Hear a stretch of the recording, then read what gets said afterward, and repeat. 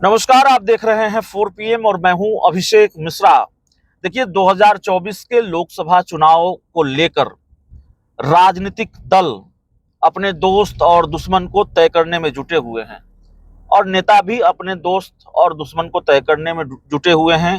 जिनको ठिकाना अभी तक नहीं मिला है, जो अब तक एकला चलो की राह पर चल रहे हैं, जो अब तक बेठिकाना है, वो ठिकाने की तलाश में है। क्योंकि बिहार की सियासत में खासकर और वैसे भी सियासत में एकला चलो की जो रणनीति होती है वो बहुत फायदेमंद नहीं होती है और इसके कई उदाहरण हैं। बिहार में तो बहुत सारे उदाहरण हैं। चिराग पासवान एकला चलकर देख चुके हैं, उपेंद्र कुशवाहा कमोबेश एकला चलकर देख चुके हैं, पप्पू यादव एकला चलकर देख चुके हैं। बहुत फायदा होता नहीं है। तो चिराग पासवान को ठिकाना मिल गया, एनडीए गठबंधन में चले गए। जीतन राम मांझी, उपेंद्र कुशवाहा को भी ठिकाना मिल ही गया, वो एनडीए गठबंधन में चले गए। मुकेश सहनी का अगला ठिकाना क्या होगा, इसकी चर्चा हम लगातार करते ही हैं। पप्पू यादव की हम बात करेंगे। पप्पू यादव को लेकर कुछ जानकारियां निकलकर सामने आ रही हैं अंदर खाने से, और पप्पू यादव भी ठिकाने की तलाश में रहे हैं। और ये बात हम 2024 के लोकसभा चुनाव को लेकर नहीं कर रहे हैं, ये बात हम 2019 के लोकसभा चुनाव को लेकर भी कह रहे हैं। 2019 के लोकसभा चुनाव में भी पप्पू यादव को एक ठिकाने की तलाश थी। पप्पू यादव चाहते थे कि महागठबंधन में, जो अब इंडिया गठबंधन है, उसमें उनकी एंट्री हो जाए, वाया कांग्रेस हो जाए। लेकिन सियासी अदावत तेजस्वी यादव और पप्पू यादव के बीच, तेजस्वी यादव को पप्पू यादव फूटी आंख नहीं सुहाते। कई घटनाक्रमों से ये लगता है, इसके संकेत मिलते हैं। अब क्यों नहीं सुहाते? पप्पू यादव भी कई बार हमलावर रहे हैं तेजस्वी यादव पर, लालू परिवार पर भी।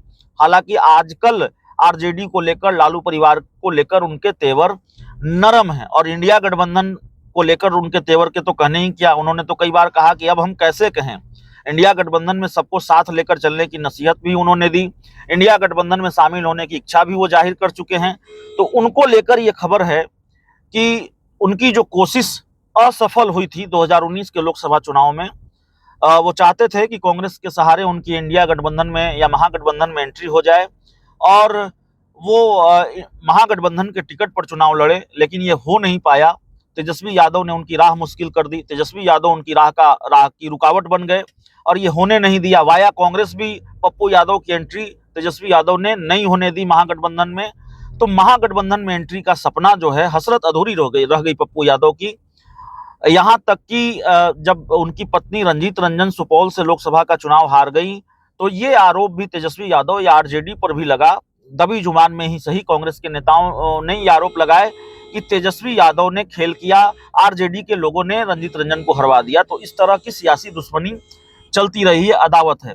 लेकिन क्या पप्पू यादव के तेवर अगर नरम है इस वक्त लालू परिवार को लेकर, तो इससे उनकी राह आसान हो जाएगी, उनको स्वीकार कर लिया जाएगा इंडिया गठबंधन में? क्योंकि बिहार में अगर इंडिया गठबंधन है तो उसके बॉस तो लालू यादव हैं, तेजस्वी यादव हैं, सबसे बड़े नेता हैं, सबसे बड़ी पार्टी है आरजेडी। और बिहार में तो आरजेडी जो कहती है वही होता है महागठबंधन में, इंडिया गठबंधन में। तो कांग्रेस को वही करना पड़ेगा। तो खबर आ रही है कि पप्पू यादव की पार्टी का विलय, जन अधिकार पार्टी उन्होंने बनाई थी, आपको याद होगा, और बहुत फायदा नहीं हुआ इस पार्टी बनाने से। बहुत अच्छा परफॉर्मेंस नहीं रहा किसी भी चुनाव में पप्पू यादव का या उनकी पार्टी का। चाहे विधानसभा का चुनाव हो, चाहे वो लोकसभा का चुनाव हो, कोई उपचुनाव हो, तो बहुत फायदा उनको नहीं हुआ। तो जाहिर तौर पर पप्पू यादव एक ठिकाना चाहते हैं। मौजूदा वक्त में पप्पू यादव पूर्णिया लोकसभा सीट से चुनाव लड़ना चाहते हैं। पूर्णिया में उनकी तैयारी चल रही है। प्रणाम पूर्णिया के नाम से अपना चुनावी अभियान भी उन्होंने शुरू कर दिया है और अपने चुनावी अभियान पर वो लगातार जुटे हुए हैं। लेकिन पप्पू यादव के सामने दिक्कत ये है कि जैसा कि मैंने पहले कहा कि एकला चलो की राह बहुत मुश्किल होती है, और बिहार की सियासत में तो और मुश्किल होती है। पप्पू यादव को अगर ठिकाना नहीं मिला, भारतीय जनता पार्टी उनके लिए कोई मुफीद जगह है नहीं, वहां जाएंगे नहीं, वहां एंट्री मिलेगी कि नहीं मिलेगी। लेकिन अगर इंडिया गठबंधन में एंट्री मिल गई तो राह थोड़ी आसान हो जाएगी। लेकिन एंट्री मिलेगी कि नहीं मिलेगी, और एंट्री अगर नहीं मिली तो अकेले पप्पू यादव अगर चुनाव लड़ते हैं तो जाहिर है ये लड़ाई इतनी आसान नहीं होगी। जो नुकसान उनको हमेशा से होता रहा है, इस बार भी कमोबेश वही हो सकता है, क्योंकि पप्पू यादव की साख या पप्पू यादव का कद उतना बड़ा नहीं है। यादव मतदाताओं में उनकी जो स्वीकारता है उस तरह से नहीं है जैसे तेजस्वी यादव की है, लालू यादव की है। तो अकेले पप्पू यादव कोई बड़ा कमाल कर पाएंगे, ये संभव नहीं है। इसीलिए पप्पू यादव को ठिकाने की तलाश है, पप्पू यादव को एक बड़े खेमे की तलाश है जिससे उनकी राह आसान हो जाए। तो खबर आ रही है कि जो जन अधिकार पार्टी है, पप्पू यादव की पार्टी, उसका विलय कांग्रेस में हो सकता है। पप्पू यादव इस कोशिश में लगे हुए हैं।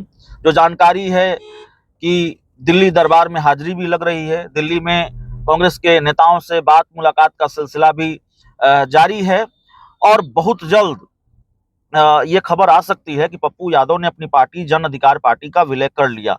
ये खबर आएगी कि नहीं आएगी, अब भी इस पर सस्पेंस जरूर है। लेकिन अभी जिस तरह से बातचीत चल रही है, जिस तरह की जानकारी निकल कर सामने आ रही है, उससे ये लगता है, उससे ये संकेत मिल रहे हैं कि विलय का कार्यक्रम हो जाएगा। हालांकि एक बार पहले भी ये चर्चा हो चुकी है, अब से कई महीने पहले भी ये चर्चा शुरू हुई कि पप्पू यादव अपनी पार्टी का विलय करने जा रहे हैं। कांग्रेस में उनको कोई महत्वपूर्ण जिम्मेवारी मिल सकती है। यहाँ बार बार याद दिलाना पड़ेगा कि पप्पू यादव की जो पत्नी है रंजन, वो कांग्रेस की कद्दावर नेत्री हैं और कांग्रेस की राज्यसभा सांसद हैं इस वक्त। तो पप्पू यादव को क्या इंडिया गठबंधन में एंट्री मिलेगी, बावजूद इसके कि उनकी पत्नी कांग्रेस की कद्दावर नेत्री हैं? और क्या डील फाइनल हो गई है पप्पू यादव की कांग्रेस से विलय होने जा रहा है? सबसे बड़ा सवाल यह है कि कांग्रेस अगर विलय को लेकर फैसला ले भी लेती है तो अकेले कांग्रेस की मर्जी से ये होगा नहीं।